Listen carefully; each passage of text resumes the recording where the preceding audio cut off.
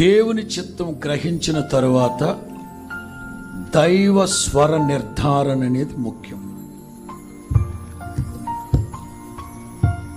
ఇది దేవుని చిత్తం అని తెలుసు మనకు, ఇది దేవుని చిత్తం అని తెలుసు.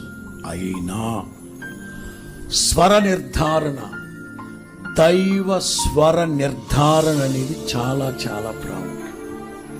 కొన్నిసార్లు గుడ్డిగా నమ్మేస్తాం, ఇది దేవుని చిత్తం.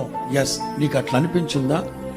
సరే, అన్ని అనుకూలంగా జరుగుతున్నాయి కనుక దేవుని చిత్తం అనుకున్నావు, బాగానే ఉంది. కానీ కన్ఫర్మేషన్, దైవ స్వర నిర్ధారణ, దేవుని చిత్తం అనేది ఛాయగా సుఛాయగా వాక్యం ద్వారానో, లేకపోతే నీవు బైబిల్ చదువుకునేటప్పుడు, లేకపోతే సేవకుడు వాక్యం చెప్పేటప్పుడు ఇది దేవుని చిత్తమే అనుకుంటాను అని నీకు ఒక కన్ఫర్మేషన్ వచ్చింది.